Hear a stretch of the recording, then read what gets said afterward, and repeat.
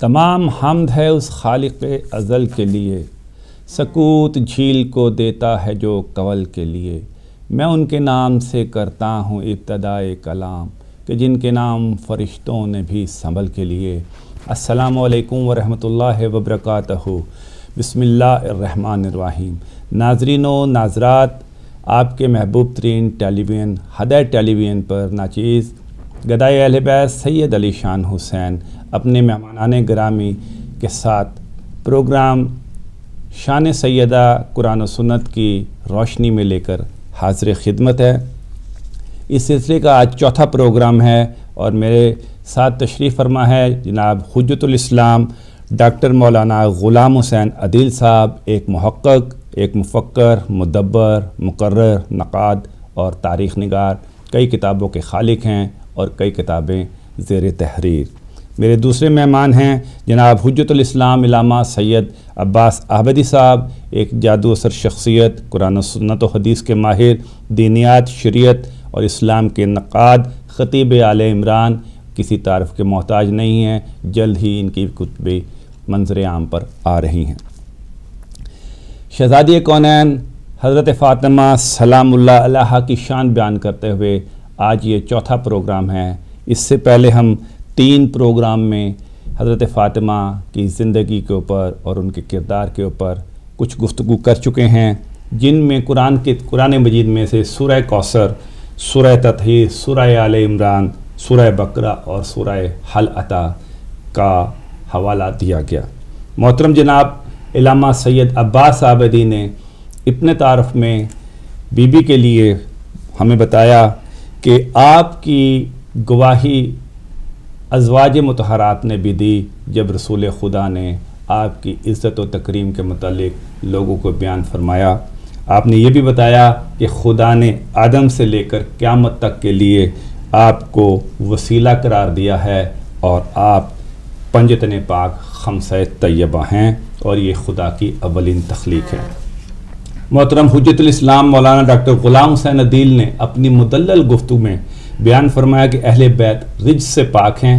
آپ نے بتایا کہ آپ کے بیٹے سادات کی شکل میں تا قیامت زندہ و پائندہ رہیں گے، اور آپ نے یہ بھی بتایا کہ محبت کی آخری منزل فنا ہے، جسے حضرت امام حسین نے اپنے سارے کنبے کی کربلا میں قربانی دے کر حاصل کیا۔ آپ نے یہ بھی بتایا کہ بندگی کا بہترین طریقہ منت کا ماننا ہے، اور جب منت پوری ہو جائے تو اس منت کو ادا بھی کیا کرتے ہیں، جیسا کہ پنجتن پاک نے حضرت فاطمہ سلام اللہ علیہا اور ان کی اولاد نے 3 دن فقیر، مسکین اور قیدی کو کھانا دے کر کیا، اور اس کا ذکر قرآن میں بھی آیا۔ ڈاکٹر صاحب نے فرمایا کہ اہل بیت کا کردار نقش قرآن ہے، اور جو بھی اہل بیت کے در پر آیا اہل بیت کے در سے فیض یاب ہو کر ہی واپس گیا۔ اپنے سوالات کے ذریعے جناب سید تقی حسین شاہ صاحب، اشتیاق بٹ، ڈاکٹر علی صاحب، مظفر نقوی صاحب، اعجاز حسین کربلائی، علی جان شاہ صاحب، محترم ظفر صاحب، مسز رضی اور محترمہ ایلیہ حسین نے حدیث لا نورس کی تعریف، حضرت فاطمہ کے دعوے کی نفی اور بی بی کی صداقت اور اولاد رسول خدا کے حوالے سے نہایت اہم سوالات بھی کیے۔ ناظرین و ناظرات، آج یہ چوتھا پروگرام ہے، اس کے باوجود ہمیں یوں محسوس ہو رہا ہے جیسے ابھی ہم بی بی کی شان کے لفظ شین کی نقطے کی پہلے حصے تک بھی پہنچ نہیں پائے۔ بہرحال ایک محدود وقت ہے اور ہمارا علم بھی محدود ہے۔ اس محدود علم اور محدود وقت کے تحت جو کچھ ہم سے بہتر اس کا ایام فاطمیہ کے تحت آپ کی خدمت میں ہم پیش فرما رہے ہیں۔ میرے ساتھ آج میرا ساتھ دینے کے لیے جن علماء کرام نے آج کا موضوع منتخب کیا ہے، انہوں نے مجھے بتایا کہ آج ہم قرآن کے بعد حدیث و سنت کی روشنی میں بی بی کے اعلیٰ کردار کے متعلق گفتگو فرمائیں گے۔ بہت ساری احادیث ہیں، سنت رسول ہے وہ کیا ہے، اس کے لیے ہم تشریف لے چلتے ہیں جناب قبلہ ڈاکٹر عدیل صاحب کی طرف کہ وہ ہمیں بتائیں کہ حدیث و سنت میں شان فاطمہ سیدہ سلام اللہ علیہا کیا ہے۔ اعوذ باللہ من الشیطان الرجیم، بسم اللہ الرحمن الرحیم۔ Alhamdulillahi Rabbil Alameen. As-salatu was-salamu ala ashrafil anbiya'i wal mursaleen wa ala alihi at-tayyibin at-tahirin al-ma'sumin al-muntajabin al-hudati al-mahdiyyin sayyima baqiyatillahi fil alamin ruhi wa arwahul alamina fi maqdamihi al-fida. أما بعد فقد قال رسول الله صلى الله عليه وآله وسلم إن الله يغضب لغضب فاطمة ويرضى لرضاها. میں سب سے پہلے آپ کی خدمت میں اپنے برادر گرامی سید مولانا قبلہ سید عباس عابدی صاحب اور اپنے تمام ناظرین اور سامعین کی خدمت میں یہ سلام پیش کرتا ہوں. اللہ سبحانہ و تعالی شان سیدہ سلام اللہ علیہا کے پروگرام میں ہمیں توفیق دے اور معرفت سیدہ نصیب فرمائے، اور جتنے بھی مومنین اور مومنات مشکل میں ہیں اللہ سبحانہ و تعالی ان کی مشکلات کو دور فرمائے، اور جتنے حاجات رکھتے ہیں اللہ سبحانہ و تعالی ان کے حوائج شرعیہ کو پورا فرمائے. حقیقت میں جو گوشے ہیں سیرت کے، اور سیرت کے گوشوں کو تو اسی انداز ہی کے ساتھ دیکھنا چاہیے کہ چونکہ جو الہی شخصیات ہوا کرتی ہیں، سب سے پہلے حق یہی بنتا ہے کہ جو خالق اور مالک ہیں اس سے پوچھا جائے. اسی وجہ سے تعارف سیدہ کا سب سے پہلا جو راز جس کو کہا جائے وہ کلام الہی ہے. سب سے پہلے ہم اللہ سبحانہ و تعالیٰ، یا اللہ تو نے اس عظیم ہستیوں کو بھیجا ہے تو لہذا تو ہی بتا کہ یہ کیا ہے، چونکہ ہمیں تو نہیں نہ پتہ چلتا کہ وہ کیا ہیں. اس لیے سب سے پہلا جو مبنی ہے اور سب سے پہلی جو دلیل بنا کرتی ہے، لہذا عام انسان ان ہستیوں کو کہاں سمجھ پاتا ہے. لہذا سب سے پہلی جو شان ہے سمجھنے کے لیے وہ یہ ہے کہ ہم اللہ سے پوچھیں کہ یا اللہ تو تعارف کرا دے. اللہ نے تعارف کرایا، مختلف گوشے آپ نے دیکھے، آئے مباہلہ کی صورت میں، آئے تطہیر کی صورت میں، آئے مودت کی صورت میں، سورہ حل عطا، سورہ انسان اور سورہ دہر کی صورت میں، سورہ کوثر کی صورت میں. تو یہ مختلف گوشے آپ نے دیکھیں کہ جو چند ایک چاہیے تو یہی تھا کہ ایک مفصل بلکہ پورا مہینہ اس پہ ڈسکشن کی جاتی، لیکن ظاہر ہے کہ ٹائم جتنا ہے اسی ٹائم فریم کے اندر رہتے ہوئے ہم نے انہیں گفتگو کرنی ہے.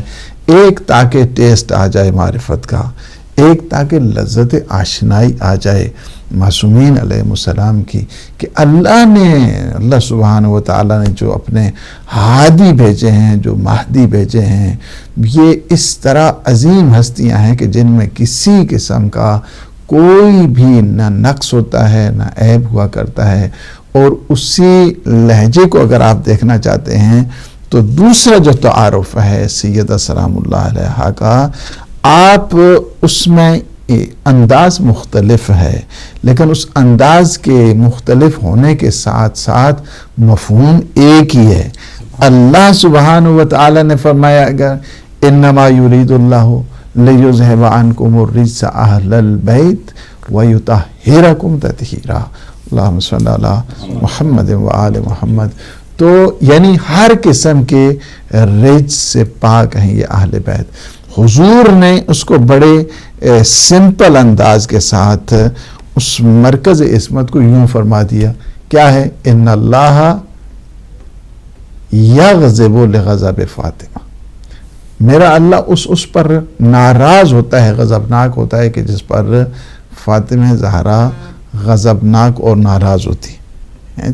دوسرے کیا ہے؟ وَيَرْضَى لِرِضَاهَا. اور اللہ اس پر راضی ہوتا ہے کہ جس پر سیدہ سلام اللہ علیہا راضی ہوا کرتی ہیں.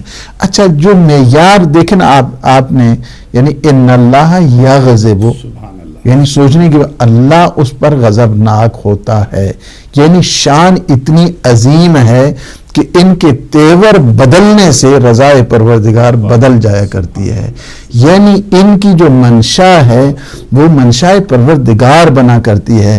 لہٰذا اگر آپ نے یہ دیکھنا ہے کہ میرا اللہ مجھ سے راضی ہے تو پھر ان ذوات مقدسہ کو دیکھا جائے کہ یہ ذوات مقدسہ اگر راضی ہیں تو سمجھ جاؤ کہ خدا بھی راضی ہے۔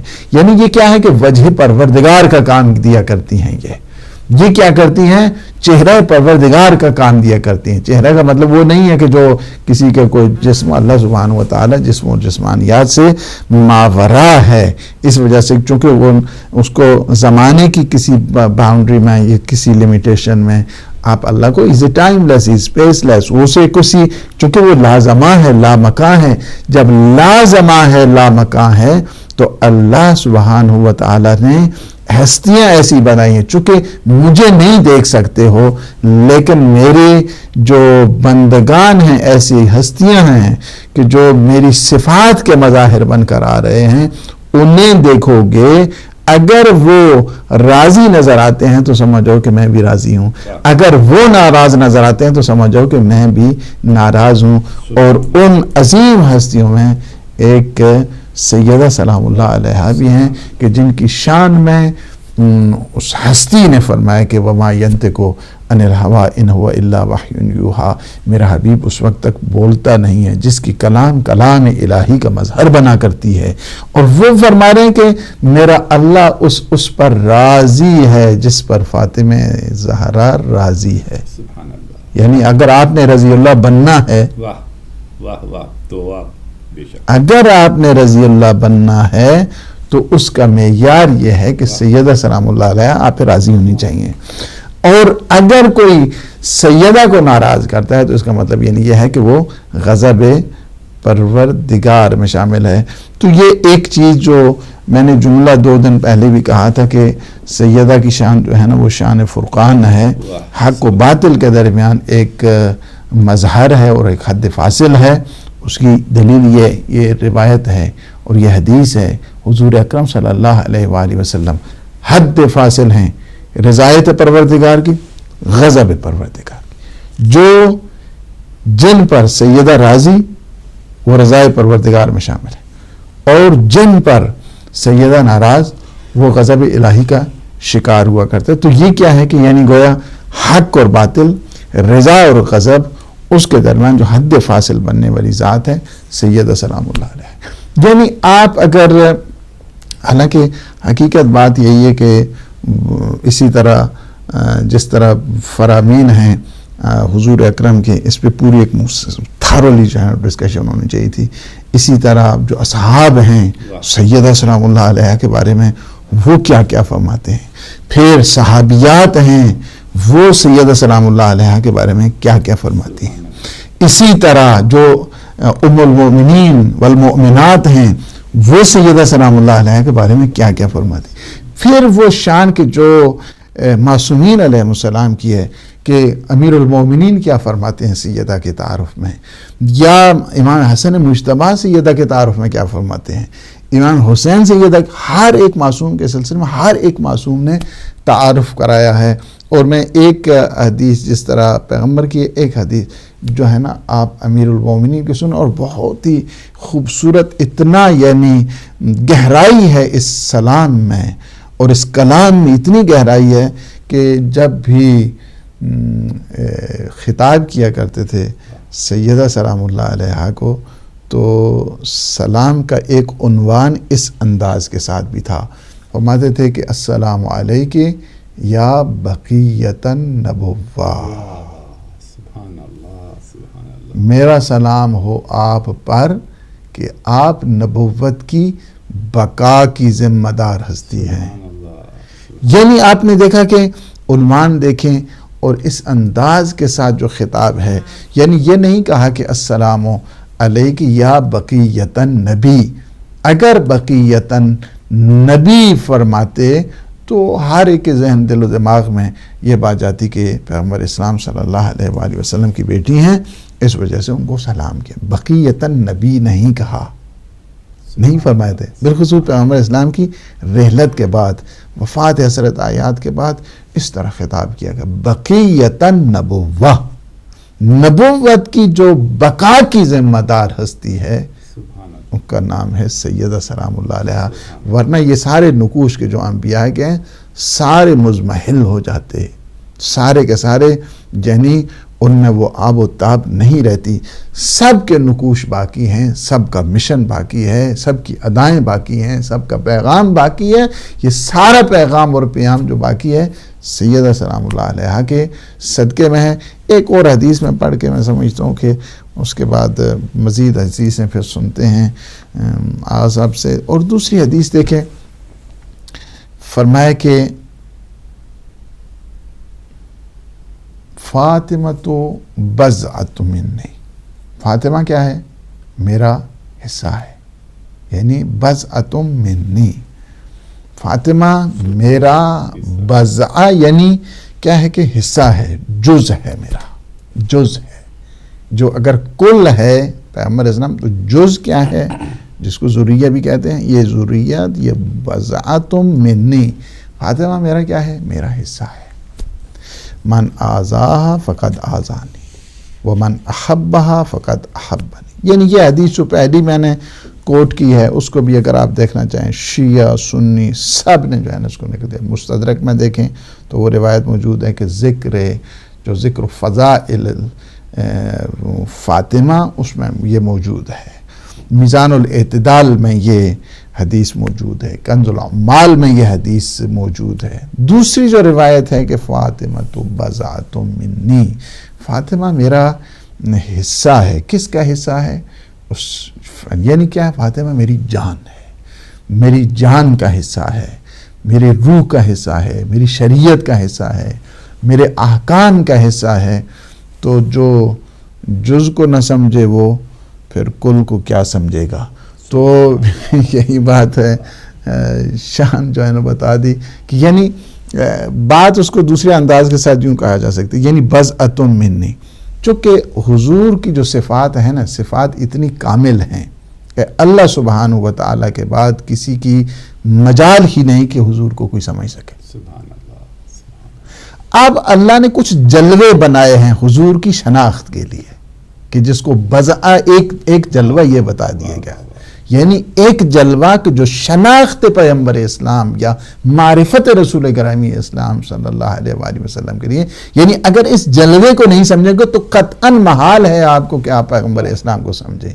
ان جلووں میں سے کہ جو جلوے اور وہ مظاہر کہ جو پیغمبر اسلام صلی اللہ علیہ وآلہ وسلم کو، یعنی چونکہ کمال اتنا عظیم ہے اللہ سبحانہ و تعالیٰ کے بعد سمجھنا بہت مشکل ہے، تو پھر اللہ نے بھی کچھ انتظام تو کر دیا نا۔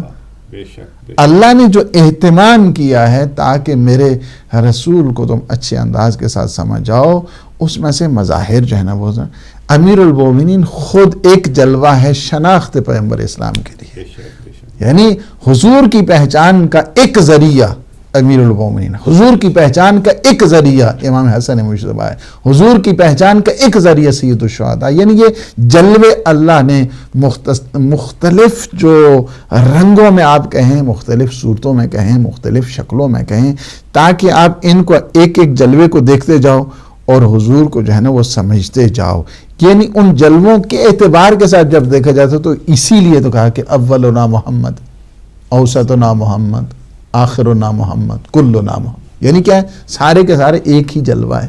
انہی جلووں میں سے ایک عظیم ترین جو جلوہ جس کو کہا جائے کہ جو پہچان رسالت کا ذریعہ بنتا ہے، حضور اکرم صلی اللہ علیہ وآلہ وسلم کی پہچان کا جو ذریعہ بن رہا ہے، اسی لیے فرماتے ہیں کہ فاطمہ تو بضعۃ منی، فاطمہ کیا ہے؟ میرا جز ہے، میرا حصہ ہے۔ اچھا، جب میرا حصہ ہے تو اس کا مطلب یعنی کیا ہے کہ وہ جو کل ہے، کل کا جز، تو آپ کل سے جز کو کیسے جدا کریں گے؟ نہیں، اور اگر جز کو نہیں سمجھیں گے تو کل کو کیا سمجھیں گے؟ تو یہی ہے کہ فرمایا کہ فاطمہ تو بضعۃ منی، فاطمہ میرا حصہ ہے۔ کیا ہے؟ من آذاہا فقد آذانی، جس نے فاطمہ زہرا کو اذیت پہنچائی، کربناک کیا، غضبناک کیا، फ़क़त आज़ानी. چونکہ جب انسان فرض کے بازو انسان کا حصہ ہوتا ہے, اب بازو کو کوئی تکلیف پہنچی ہے تو گویا پورے جان کو تکلیف پہنچ گئی ہے. سیدہ سلام اللہ علیہ کیا ہے؟ حصہ ہیں, بضعۃ منی, من آذاہا فقد آذانی ومن احبہا فقد احبنی. اور جس نے مودت رکھی سیدہ سلام اللہ علیہ سے, اس نے گویا مجھ سے محبت کی ہے. یعنی کیا کہ یہ بھی معیار بتا دیا اللہ سبحانہ و تعالیٰ کی رضا تک پہنچنے کے لیے. دوسرا ہے کہ روایت کے فاطمہ تو بضعۃ منی من آذاہا فقد آذانی ومن آذانی فقد عصی اللہ. اور جس نے مجھے تکلیف پہنچائی اس نے اللہ کو تکلیف پہنچائی, اور جس نے اللہ کو تکلیف پہنچائی اس کا ٹھکانہ کیا ہے؟ جہنم ہے. اسی لیے یہ کیا ہے کہ معیار بنتے ہیں اللہ سبحانہ و تعالیٰ کی خوشنودی کا, رضا کا, تقرب کا. اور اگر کوئی چاہتا ہے کہ تقرب الہی اختیار کرے, خوشنودی پروردگار کو اختیار کرے, تو اس سے چاہیے کہ در سیدہ پہ آ کر دستک دے, در سیدہ پہ آ کر اپنے آپ کو جھکا دے, تو اللہ بھی اس کے پر مہربانی کرے. اور مجھے بڑا اچھا جملہ لگتا ہے مرحوم علامہ اختر عباس کا. مرحوم وہ جب حضرت اور کا جو مسائل پڑھا کرتے تھے نا, تو وہ کہتے ہوتے تھے کہ اور پہ بھی چونکہ جب کہا نا کہ امام نے فرمایا کہ ثقلت کا اموں کا, تیری ماں تیرے ماتم پہ بیٹھے, تو اور بڑا باادب تھا, اور اس نے کہا کہ آپ نے تو میری ماں کا نام لے لیا, لیکن میں آپ کی ماں کا نام بغیر طہارت کے نہیں لیتا. تو وہ کہتے تھے کہ سیدہ نے ایسا کرم کیا اس کی اس ادب کی وجہ سے, واہ واہ واہ واہ واہ, اس ادب کی وجہ سے سیدہ نے کرم کیا سارے لشکر سے پھر پلٹ کے. اس وجہ سے کہ جب ایک انسان مخلصانہ طور پر اخلاص کے ساتھ بہت زیادہ, اگر آپ دیکھیں نا کہ ایک چیز کہ جو انسان کو یعنی مکتب اہل بیت میں لانے کے لیے ہے, ایک چیز سب سے جو مین فیکٹرز ہے اس میں, اگر آپ سب سے پوچھیں کہ جو بھی مکتب اہل بیت میں شامل ہوتے ہیں, اس میں سب سے بڑا جو فیکٹر آتا ہے نا, وہ جب سیدہ سلام اللہ علیہ کی ذکر پاک ہوتا ہے, اور ان میں ایک نرمی پیدا ہوتی ہے, اور وہ ان میں احترام جب پیدا ہوتا ہے, اللہ سیدہ کے صدقے میں پھر ان پہ اپنا کرم جب کرتا ہے, فوراً پلٹ کے آتے ہیں. اور یہ گھر ہے اہل بیت علیہ السلام کا, جو کہ ہدایت کا گھر ہے. اللہ سبحانہ و تعالی ہمیں سیدہ سلام اللہ علیہ کے خادمین میں, اور وہ جو مخلصانہ طور پر اس مشن کو آگے بڑھانے والے ہیں, ہمارا شمار ان میں فرمائے. ناظرین و ناظرات, یہ تھے جناب قبلہ مولانا عدیل صاحب. بہت ہی خوبصورت. جیسے مجھے بہت سارے علماء کے مختلف ایک ایک جملے یاد رہ جاتے ہیں کیونکہ وہ زندگی کا حاصل بن جاتے ہیں, مجھے آج قبلہ عدیل صاحب کا یہ جملہ ہمیشہ یاد رہے گا, اور آئندہ زندگی میں اسے اکثر کوٹ بھی کیا کروں گا کہ رضی اللہ کا معیار یہ ہے کہ اگر آپ نے فاطمہ کی رضا حاصل کر لی تو آپ رضی اللہ بن سکتے ہیں. اتنی خوبصورت گفتگو. اور میں آج سوچ رہا ہوں کہ اگر حضرت یوسف کو دیکھ کے زلیخا اور اس کی دوستوں نے انگلیاں کاٹ لی تھی تو اس میں کوئی کمال نہیں کہ ہم تو ایک معمولی سے انسان ہیں, اور ذکر حضرت فاطمہ کا ہو رہا ہے اور ہمیں پتہ ہی نہیں لگا. وقت ایسے دبے قدموں گزر گیا کہ پہلی بریک کا وقت آن پہنچا. ایک چھوٹی سی مختصر سی بریک لیتے ہیں, بریک کے فوراً بعد اس ذکر کو شروع کریں گے. ٹیلی فون کی لائنیں کھل جائیں گی. میں جناب عابدی صاحب کی طرف جاؤں گا, مگر اپنے دوستوں سے, اپنے ناظرین, اپنے ناظرات سے, اپنے مومن و مومنات سے یہ درخواست ہے کہ جناب مولانا قبلہ عابدی صاحب کے ذکر کے بعد آپ ٹیلی فون کیجیے گا تاکہ تسلسل برقرار رہے. چلتے ہیں بریک کی طرف.